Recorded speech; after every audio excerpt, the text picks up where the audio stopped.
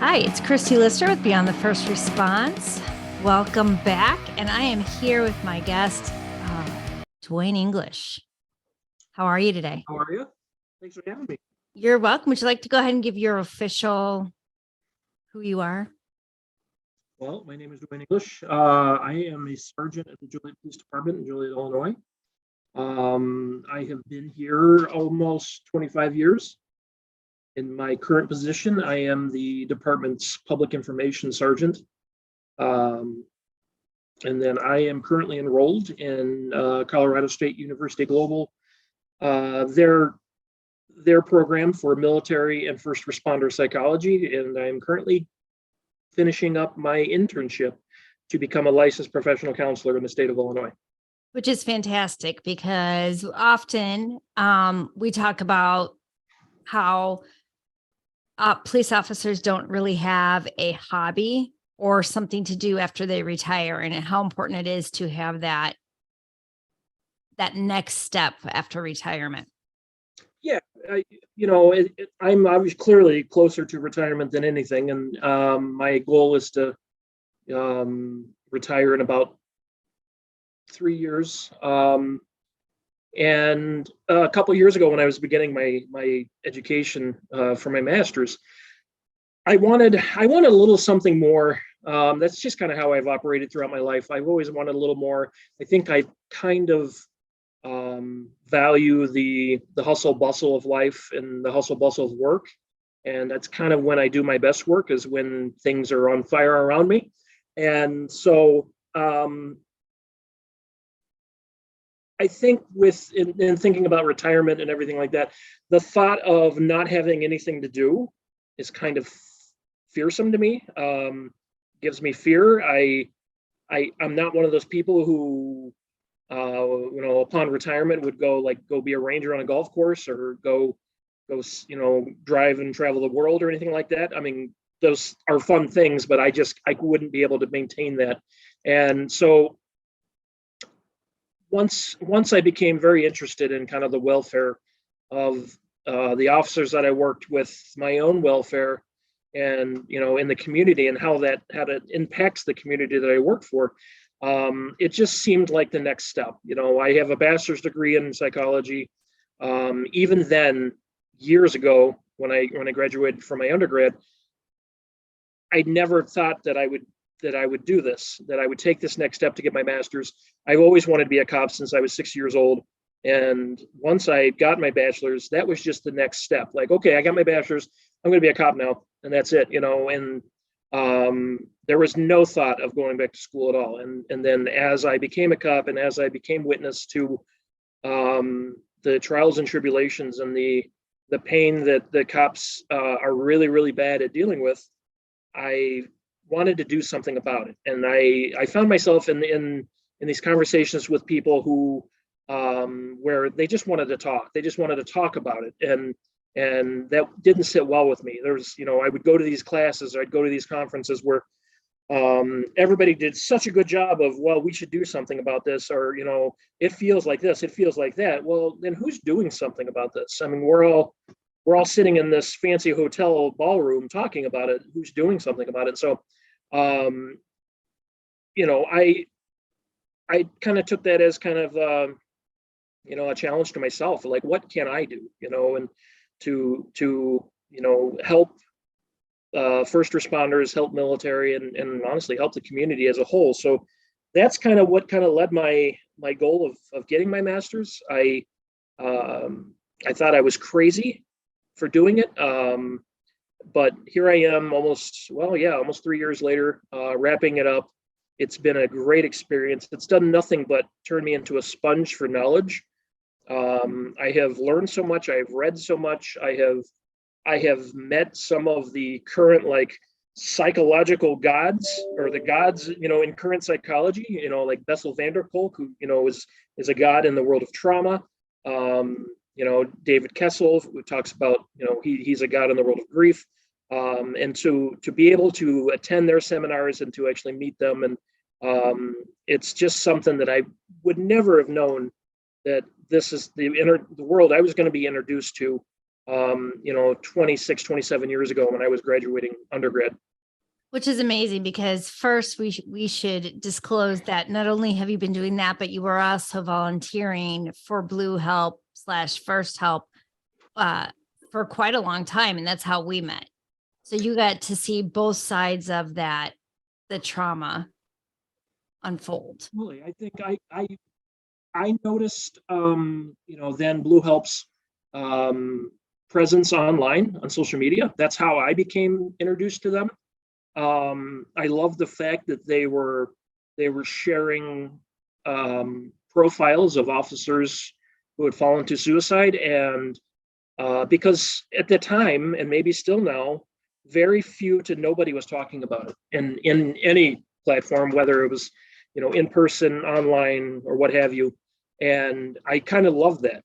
And so it started out very simply for me, and I just started sharing their posts on Facebook, and I just loved how it kind of threw suicide out there, because I had spent so many years in this job where even to police officers who respond to suicides, it was just like this nasty word that no one wanted to talk about, and it was just part of the job.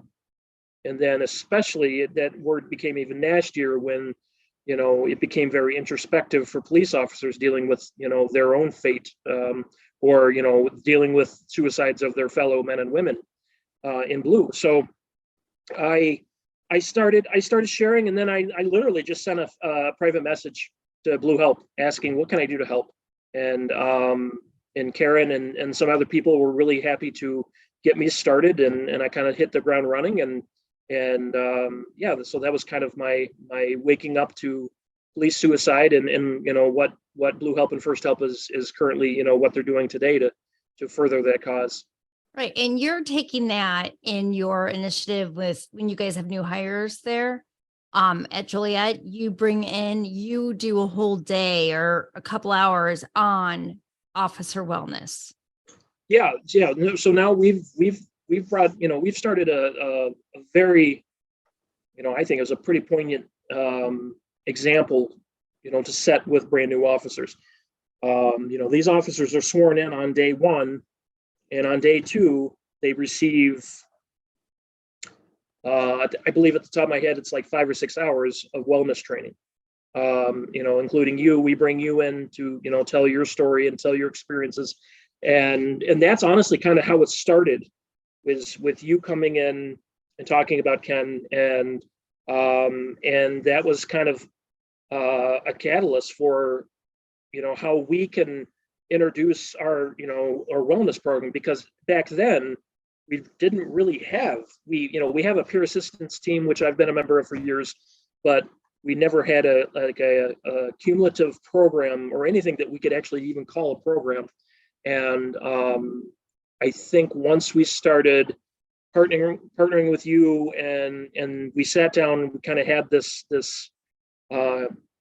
coming to light moment where we need to start these officers, especially the officers who've never, they're just sworn in, not even 24 hours prior.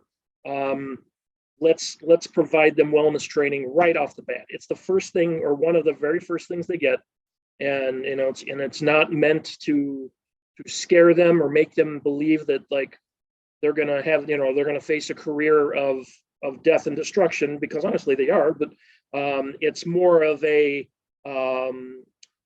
self-awareness, to teach them that self-awareness, to recognize some of those signs or symptoms that honestly that I at that stage of my career would never even have noticed. So, and I think that's great. I know we've been doing this for a few years. Have you noticed a difference with how they process things by starting this type of program and working through? For the majority of them, we know they all won't process the same, but right. First and foremost, I think it's completely normalized the conversation for the whole department, and that and that's something that I've really been trying to do. For instance, after critical incidents, we conduct stress debriefs afterwards, and that we've had a pretty rocky we had a pretty rocky history of doing those stress debriefs just because no one would ever show up. And so once we made a coordinated effort to, kind of put that conversation out there, and make it normal, and start doing these talks and these trainings for our own internal people, especially the newer people. And I think the result we've seen is just that it's much more normalized. It's much more, it's not, you don't really kind of have that oh shit factor anymore when wellness issues come up, when suicide issues come up. And I think another maybe unintended result of kind of normalizing this conversation is kind of like that rumor mill, like, hey, did you hear about Officer A or Officer B? They did this, they did that, or they're struggling with this and struggling with that. Because I've been privy to some conversations where I've heard like some terrible things about officers who are struggling, and it's more of like, it was more just kind of grist for the mill for the rumor mill. And now it's more of, I think when that comes up in conversations, it's more of a place of concern. Hey, did you hear about that officer? Wow, that sucks. What should we do, and that sort of thing. And so, and that's just not. We always say we want buy-in from the top down, but I'm talking about like, this is rank and file people talking, and I think that allows us to extend the conversation to literally every corner of our department.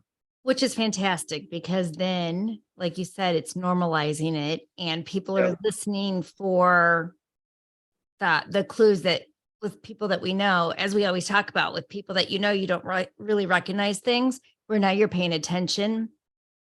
Your muscle memory now is paying attention to what and how people are reacting. Right. And if, for instance, like the stress debriefs, we've made those mandatory now. And I think one of the biggest highlights is when we did do that, we didn't receive much kickback from the officers. And so that kind of seemed a sign to me that, they were seeking that. They were seeking, these opportunities to process, these critical incidents. So, and also, that kind of started, this whole conversation, normalizing conversation, kind of started our work towards, our wellness app through Cortico. So we have that for every single officer, and, and those brand new officers, they receive that training where, they're not allowed to leave the room until that wellness app is on their phone, and they're logged on, and they get training on how to appropriately use it and use the resources in there. So, I think, whether they want to admit it or not, I think, this attention to wellness and this attention to being aware of, when you're not so okay, and kind of coming to grips and knowing that, that's okay, and kind of be able to measure at what level, they might be at, if it's something where, they do need to seek services, or if it's just they need to, seek out a peer and just kind of have event session, And sometimes that's all it takes, right? Is just having an event session with a peer or a friend, or just getting it off your chest. Yeah, and I think that's most of it. A lot of it's just getting off the chest. It's that kind of diffusing something that they might be dealing with in that moment. And I would say, in my experience, in officers that have come to me, that's been about 90% of it, honestly. And that's the best thing about it. Often when people are hearing about mental wellness of officers, it isn't straight to suicide. It is, we've learned to process, we're talking, and I can breathe, and that's all I needed to do. And I can still perform at the right level that I need to perform at.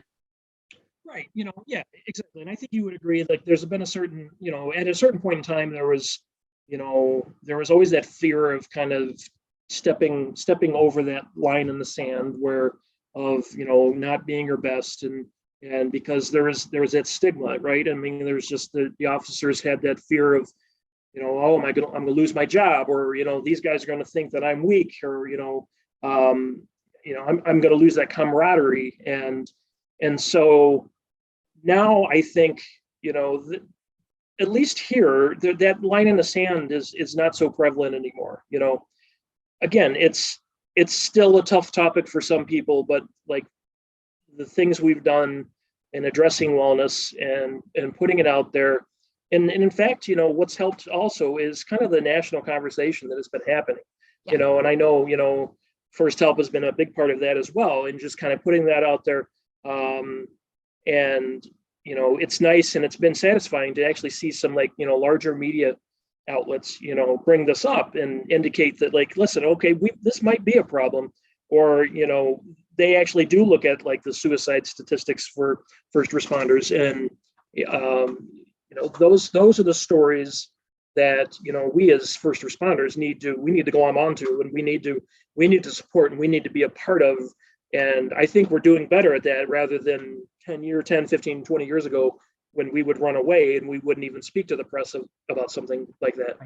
Right. And to watch that growth, I always, when I'm out talking to other departments or training, my first thing is Joliet has done an amazing thing with starting right off the bat, talking to their officers and carrying it through and following up with the program, not just checking that box, which is huge, because so often they're just checking a box. Oh, we got our 8 hours in, goodbye. And nothing else happens. Right. Absolutely. And we, the things we talk about and the things that I talk about when I address the officers, that's in our policy. That's on our policy and procedures. Anyone can pick that up and read about what we do, because it's in what they are expected to know. They're expected to know our wellness program and wellness initiatives just as much as they're expected to know, things like use of force or arresting offenders and that sort of thing. It's in their policy manual. However, as proof as, putting it out there in that first day of being, that first full day of being a police officer, we have prioritized it so much that, it should, we're hoping that it sinks into them like, okay, this is a priority because this is the first thing that I'm getting hit with training wise. And as many of these officers, brand new officers, they're just embarking on day one of a whole year of training before they are, off probation and that sort of thing.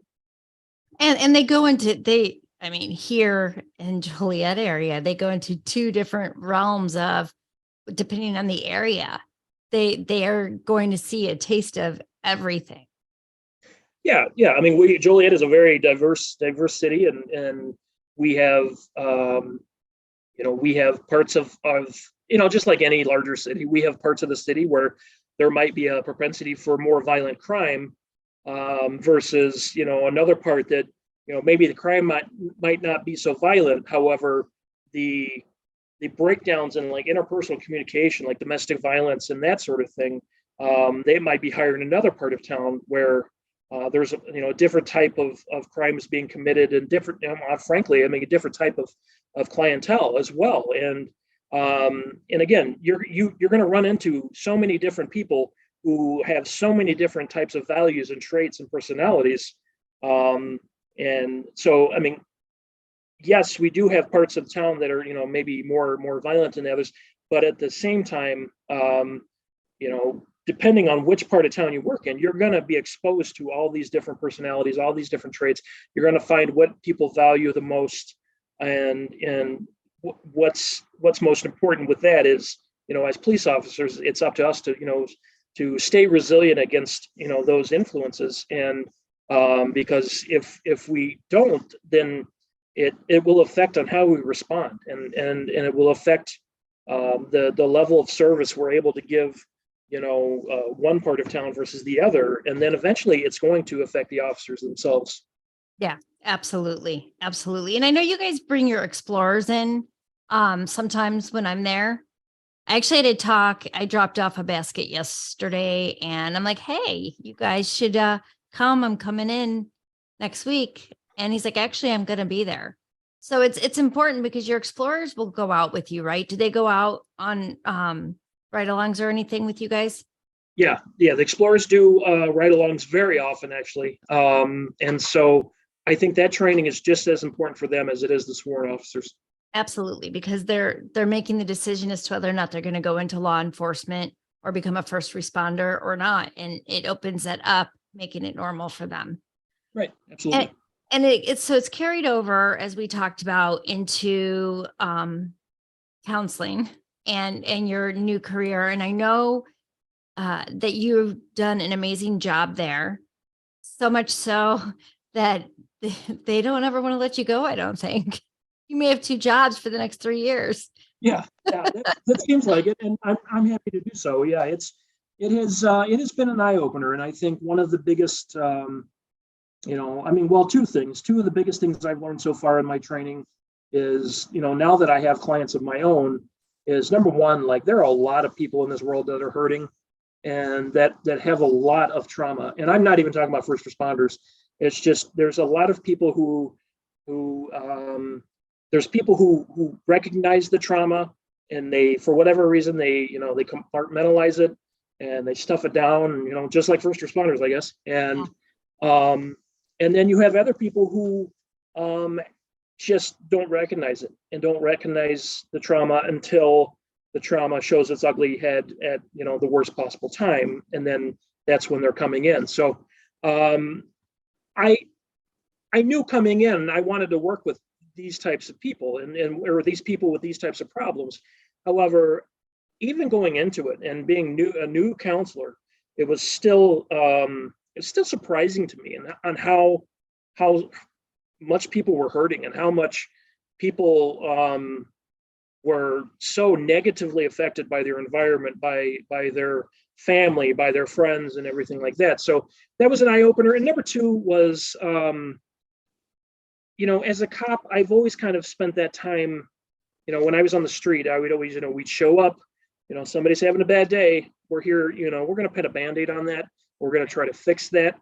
And that doesn't work so well in the therapeutic space, because I'm not a fixer. Counselors aren't fixers, therapists aren't fixers. We're, the whole sense of therapy is to work together with a client to help a client actually come to their own conclusions and give them that strength. Because after all, they're the ones doing the heavy lifting. We're the one, the therapists and the counselors, we're the ones are, to just help support, once things, if things should become too heavy. And so kind of turning off that cop brain, turning off that fixing brain has been a challenge for me, just because, as a police officer, I'm expected to just show up, handle it, leave. There's no time to feel what the person feels.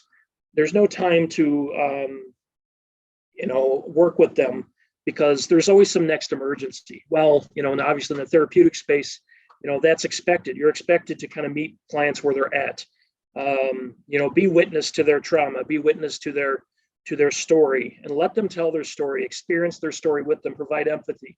And that, as a police officer, that stuff only gets you so far, just because there just simply isn't time to do that. And so after 20 plus years of being a police officer, that was a hard transition. And that's still something I'm working at today, is to be able to turn that switch off. You said something there, to turn the switch off, because you go on a call, you're dealing with the public, and then you don't deal with their emotional part. Yeah.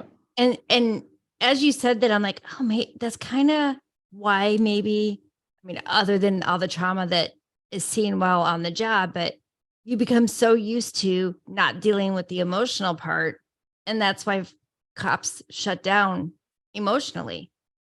Yeah, absolutely. I heard a term recently called compassion collapse, and essentially, it's a term that talks about how after so long period of time where you're dealing with such negative things, that you almost just expect that the world is going to be crap, or these people aren't going to change their behavior, and I'm going to end up at their house the next 4 times in the next 2 months. And after so many times, it causes our compassion to just kind of collapse off the side of a cliff, and where people find it difficult to have the compassion to be in the shoes of others and kind of see things from other people's perspectives, just because now there's just such a blockade of they think that it's just whatever's going to happen in the future is going to be the same as last time. And I heard that term first in like a context that wasn't associated with first responders, but then I'm like, well, my gosh, first responders are this is first responders, because Right.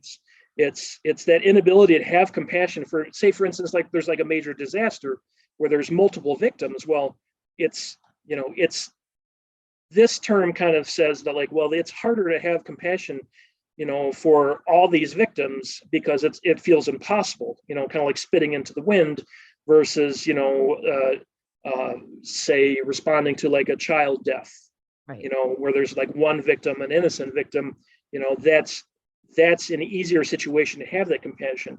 But and I felt that term was very fitting, and like I said, I heard that in a different context, but I'm like, no, this is this deals with police officers and first responders, and probably even military as well. You just they become numb, and where that compassion just kind of floats away, and they just go on and on, and if they can't give compassion to world other events or other people, then how can they give compassion to themselves? So Right. Right. So when you do that, I mean, you're showing compassion and the counseling environment, yeah. and to turn off your cop mode there. Are you finding it harder as you go along from the compassion to turn it back off, going back into the job? Not really, only because that I've always felt that like one of my better skills is to kind of already kind of take on the feelings of others. And again, sometimes, most times it's positive, but sometimes it can, lead to compassion fatigue or those sorts of things. I think that was another kind of catalyst to why I wanted to do this in the first place, is that I always found myself, it's always felt comfortable to me to sit down with somebody and be like, hey, you good? Like, because I can tell that you're not, and that sort of thing. And that just always kind of come to me naturally. So like to be able to do that in different settings, while yes, there are particular things that, I need to be aware of, and there are times where I have to not use some parts of my brain that I would use in like the police world. Other than that, I mean, I find it pretty easily to kind of have that conversation, because most times, to me at least, and it just feels like I'm having a conversation. I don't know, and I've I know some of the clients that I've had have kind of given me that feedback, that like like, wow, you really understand. And to me, that always felt uncomfortable getting that feedback, because I just felt like I was talking and just having a conversation, but whatever I was doing was super powerful on the other end, so that was kind of like one of the first steps, like, well, okay, maybe I'm doing something right here, because they're giving me such positive feedback. They're, pretty much telling me, hey, I felt heard by you. But on my side, I'm not trying to pat myself on the back, but it's just, to me, it just kind of felt like we were just kind of having a back and forth, conversation, and, and I'm, using active listening and trying to listen to understand them versus, listening to hear them. So, Right. And that's what I think makes it, you're normalizing having a conversation about your mental health. That's what you're doing in counseling, or that's the idea in yeah, counseling, and it carries over through your whole life. And you see that because you're paying attention to it there, but you don't realize you're doing that in your personal life either for people. right. And I think on one of those very small examples of where I've been, in the police world, I've been exposed to some pretty nasty things. I've heard nasty things, whether they're directed at me or not, and I've been exposed to other people's trauma, vicariously, and it's actually made me a more resilient therapist. I think it coming from the world that I'm coming from and stepping into the therapeutic space, I think that's kind of an advantage to me, where I'm hearing, trauma from other people, from clients, and, I've been exposed to some pretty terrible things. And so some of the things I might hear in the therapy room aren't so jolting, if that makes any sense. It does. And not to say that, you don't obviously need police experience to be a good therapist. And I'm not saying I'm even a good therapist, but what I am saying is my experience in law enforcement, I feel, it's my opinion, that I think it's made me more resilient stepping in to the fact where maybe I'm not dealing with transference and counter transference, where I'm taking on the the pains of the client, or whatever the client is telling me. It's triggering something within me. Granted, those are always going to be issues for any therapist, but at the same time, I think that my experience as a police officer has made this transition to this space actually it kind of easier for me. At least that's how I feel about it anyway. Good. And speaking of resiliency, we always talk about, the adrenaline dump, or you're decompressing. You have to have ways to do that regardless of where you are in that moment. What are some of the ways that you've done that?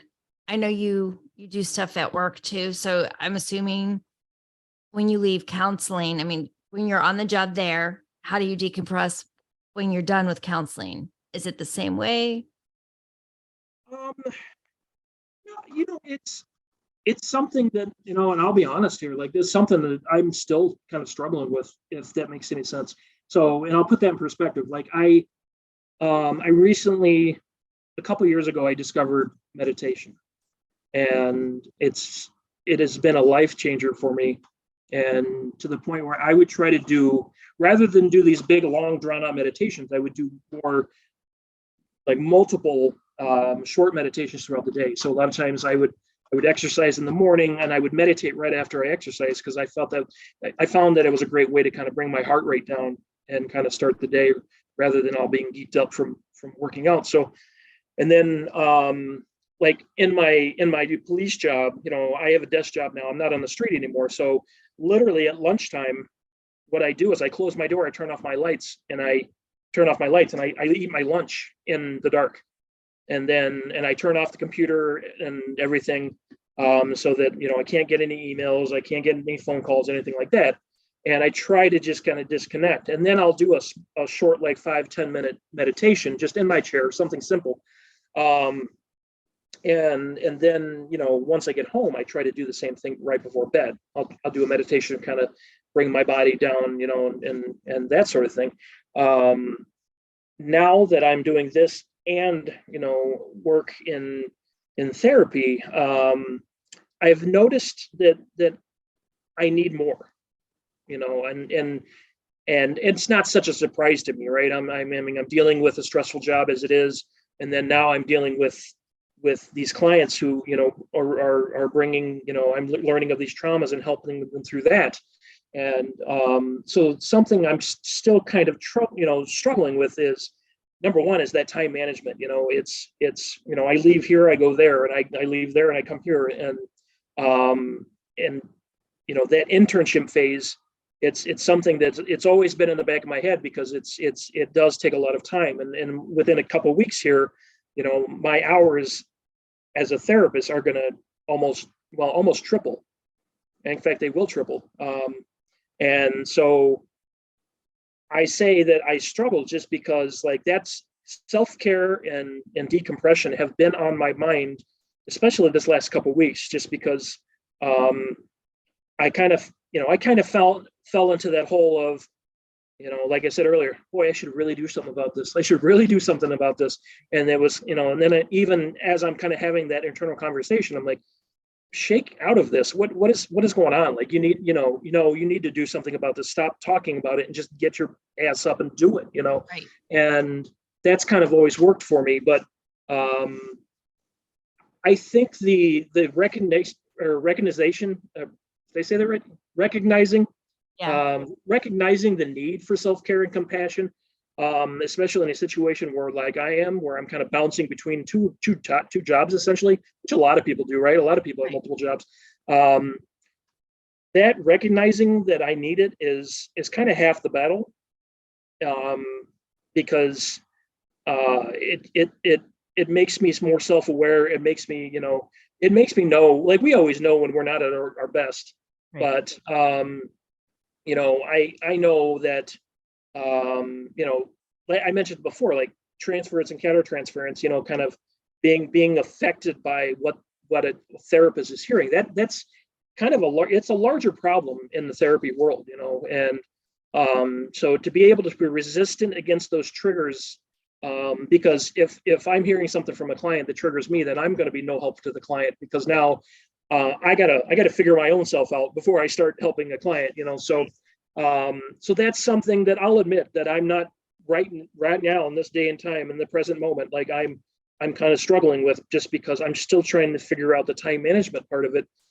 Because I want to, I have a family too. I have a son who's special needs. And so I'm trying to find that level where I can be present here at the police department and do a good job and continue. And of course I'm the media guy. So like, I'm always getting phone calls from the press at all hours of the day and everything like that. So then I go do, my work in my internship, and then I come home and I'll be honest, it's just like many of us. I mean, I come home and I'm like ready to, and there's been times where like my family's like ready for me to be there for them, and I'm just like, I don't have it. I don't have it tonight, and I'm sorry, and then of course then that guilt comes in. Like you feel bad because, especially in my situation where, my wife and I's child, well, he's an adult now, but he's profoundly special needs. And so she has that caregiving role, and she, so I feel guilty because she should get that break as well, and so it's always, always kind of just keeping all those juggling balls in the air, and sometimes we drop them. And so that's, honestly, I'll admit, that's like kind of where I'm at right now. I know it's a problem. So I think that's kind of half the battle. I recognize that, like, it's time to do something about this, because in about a month from now, I'm really going to need it, Right. Well, and it's okay to drop the ball sometimes, because Yep. we're human. I mean, Yes. before we got on, I said, I'm really grumpy today. Yeah. And, and then I don't want to people. I don't want to talk to anybody. I don't want to see anybody, but you do it anyway. You find something to take a breath or something, grab the monster that I grabbed and hoped that it was going to do the trick for me in that moment.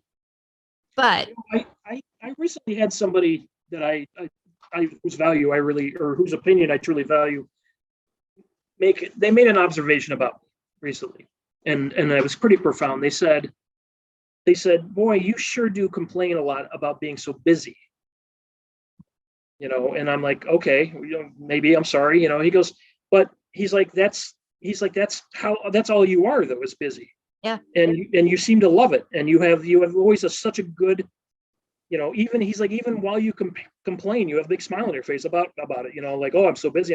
He's like, you're the busiest person I know, but like, but the rest of us would like want to complain and bitch and moan and cry about it and everything like that. He's like, you complain, but you do it with a smile. And so that kind of really kind of set me back, like, set me down, and was like, wow, that's pretty profound, because I think at times where I revel in being busy and always have something to do. And that kind of speaks to what I said at the beginning of the podcast, where I kind of have a fear of like what having nothing to do would feel like, but there's other times that I admit that I recognize that I fall victim to it as well, where I try to do too much. Yeah. And saying that, are you so busy because you don't want to sit with what's inside? Or are you so busy that you are just, because you're trying to do everything to bring yourself for after retirement and for your family and for the community? Obviously, being lost to your thoughts alone, that can be a scary place sometimes. And I bet there's been times where like, oh gosh, but I'm going to answer that with both, because there's, this has always been my life, and this is how I've always operated. When I was in high school, I was in every club. I was in the football team. I was in all these sports. And I operated like that. When I was in college, I was in, a bunch of sports. And then when I was home from college, I had like 2 or 3 summer jobs. And it's just how I've always operated. And so, but I do give value to your comment about, being alone in your thoughts and having that fear of like processing, like, having just looking inward and everything like that, because I've been there too, and so, and then I think, once my son was born and realizing that like we were going to have to be caregivers for the rest of his life and our lives. And I've never, and I'll include my wife in it as well. We've never kind of had that moment where we can just be like, I remember a period of time, there was about a month where my son was hospitalized inpatient because of some of his challenges with autism. And we went to Wisconsin Dells. We took our other son, our younger son, and we, for like a weekend at the Dells. And I have to tell you, it was the most unsettling weekend I've ever spent in my life, because, with my son Cole, who's disabled, there's something that always needs to be done. You have to, he needs one-on-one. You're always there. My wife and I joke, it's the one-on-one defense, versus the zone defense. And when we didn't have that, when I was just able to sit at a water park and have a beer and watch my kid play in the water, like, honestly, I hated it. Because I'd never felt that before. And I was just like, this is weird and it sucks, because this isn't my normal. You know what I mean? And granted, if I had done that from then to now, obviously, it would become more normalized. But like then it's almost ironic, right? I mean, it's just, you finally get that break. You finally get a chance to just relax, as a human being, as a parent, and it feels like shit, And so I think that kind of plays to your comment about like just being kind of stuck, put in that position where like you're just left with you and what's inside, and that's it. And you got to deal with it. And I remember that moment, in Wisconsin Dells, where I'm just like, oh, this hurts. Like physically, it hurts. And yeah, it does. Yeah. It does, because you sit there, after Ken died and the kids go to bed. I'm like, oh, what do I do with myself now? Yeah. I've been taking care of XYZ. I've been diffusing XYZ for the years, and I don't know what to do. Yeah. It was very uncomfortable. Yeah. And I think, in my world too, I mean, it's just, like I said, I'm a caregiver, to an adult. My wife doesn't work because she's a caregiver. And, in a couple of weeks, my wife is going to go on a week-long cruise by herself. Good. And which I've always pushed her to do. And her and I have all these conversations about self-care, and she, I support her, she supports me in everything I do. And usually it's her bringing up the self-care thing, like, but I did tell her, I said, you know what, if it was me on that cruise, I'd have a shitty time. Like I would be worried about what's going on at home. What am I missing at work? I hope my clients are okay, that sort of thing. And it's just how Dwayne's mind works, and she's like, no, I'm cutting loose. I'm cutting the cord, and so, and which I truly value. And I love that about her, that she's just going to be able to do that, because I think I wouldn't be able to take a week long, maybe like a 2-nighter, maybe it would be good. But I'd have to come back home. I'd have to get back into the groove. So.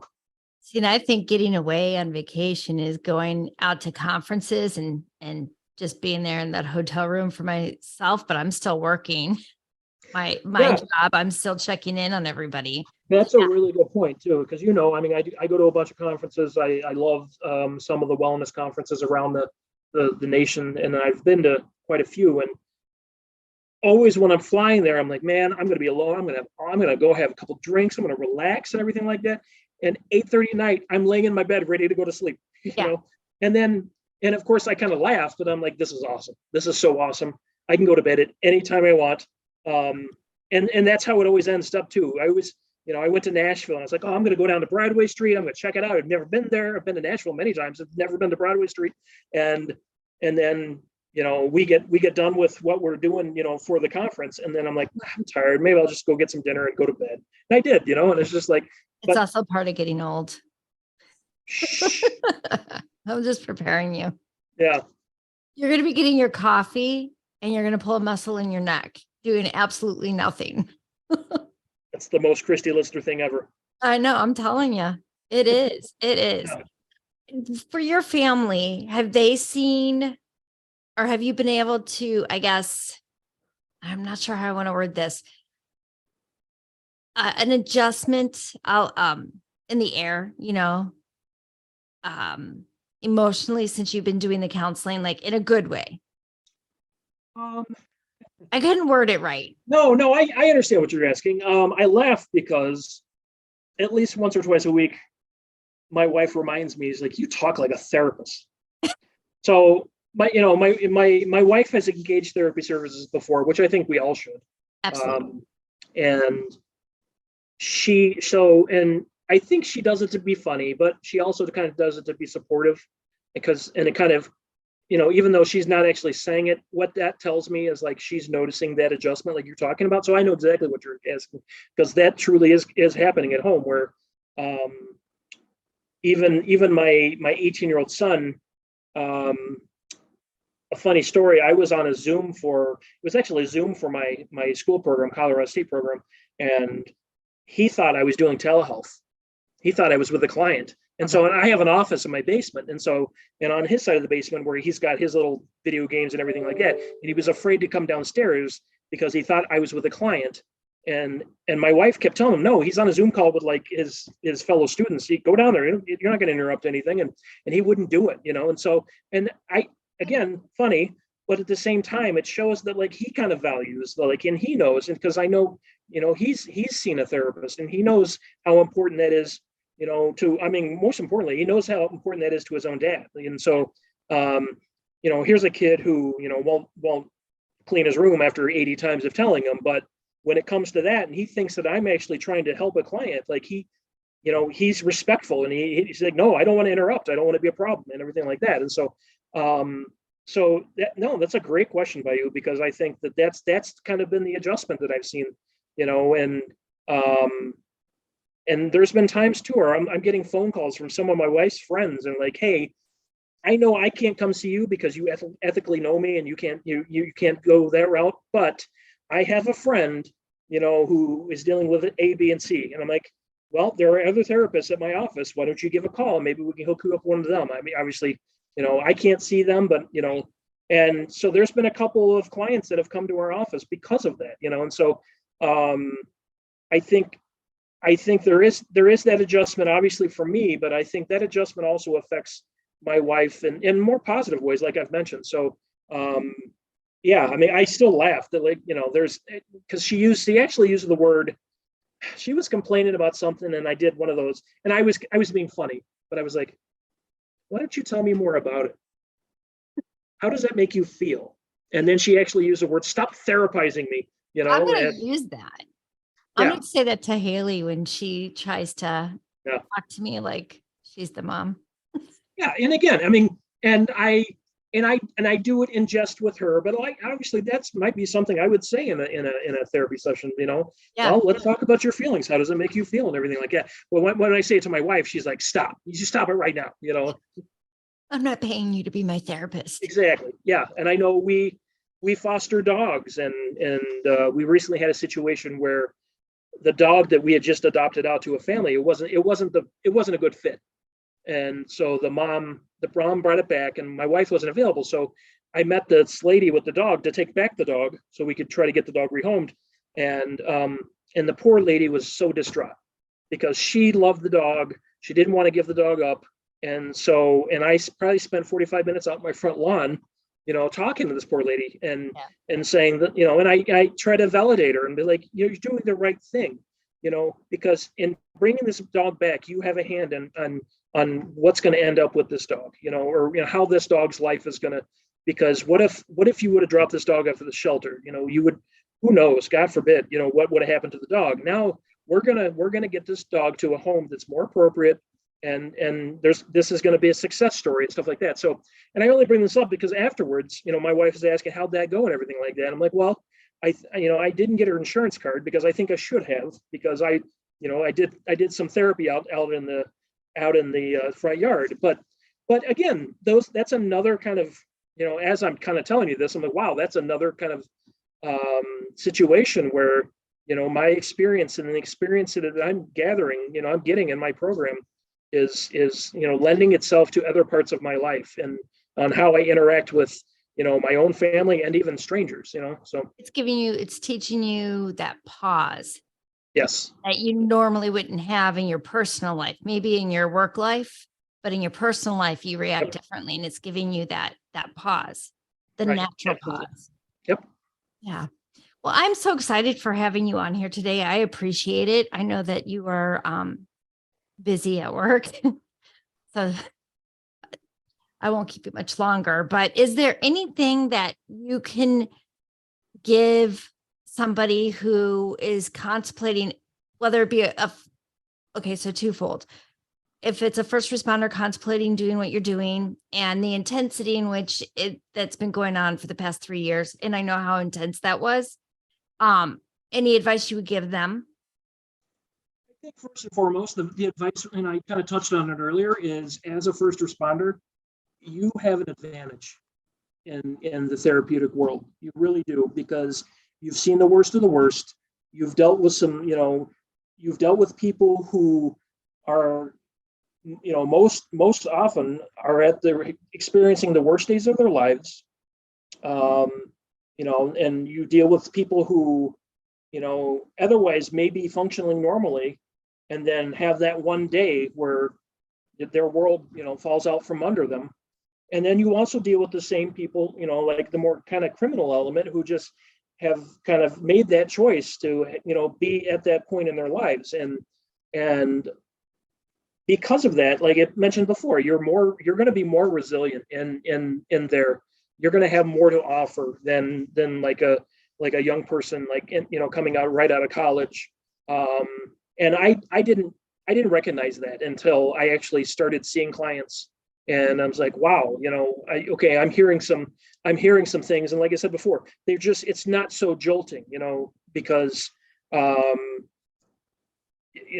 my experience before, but also, I think normalizing the conversation, the wellness conversation at the PD has helped me as well, because that part of it's not so jolting. So being, knowing what empathy is, knowing what active listening is, knowing, being able to take someone else's perspective on things, even if it's something that you or someone else might think is terrible, it's not, as a therapist, it's not your job to, judge, it's, you're not there to judge. You're not there to determine if that's terrible or not. You're just there to be with them and give, support them in their own agency over their own life. And so, so that's another one. And number two, and it's, I don't want this to sound like a warning, but it's just, you need to be ready for the intense amount of information that's going to come your way, in the studies, especially, with, there's so many theories, there's so many perspectives out there, there's, of trauma, of suicide, of grief. Grief has been one thing that I've kind of become attached to in my work.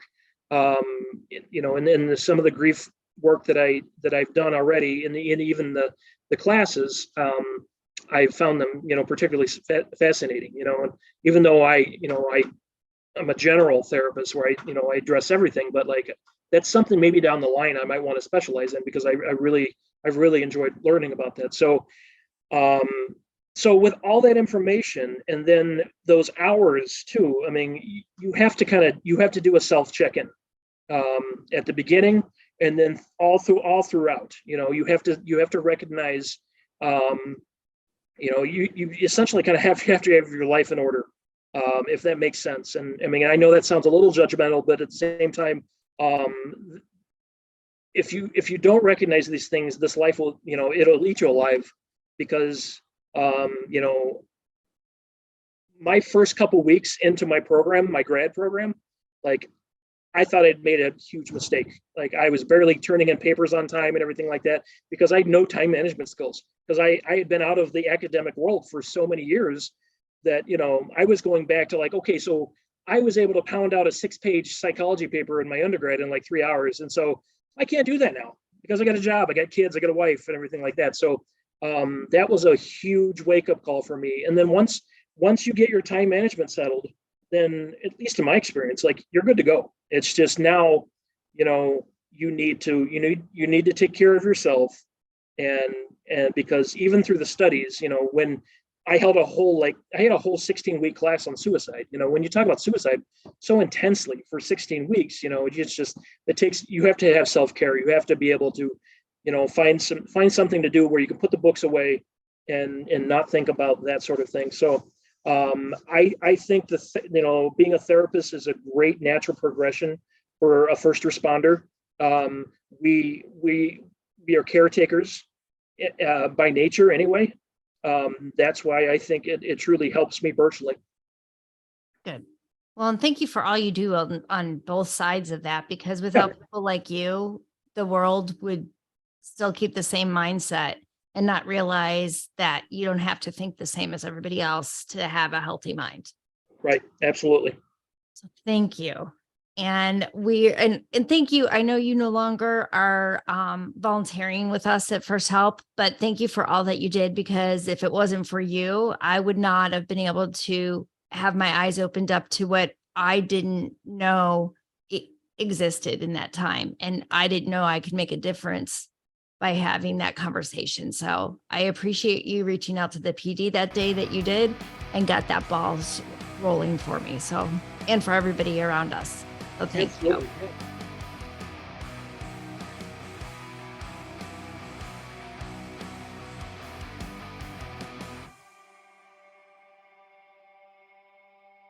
We are excited to be able to start our day with Badge Brew Coffee. Hey Robin, did you know that Badge Brew has a new charitable badge collab roast? Hey Christy, I thought I heard that was going to happen.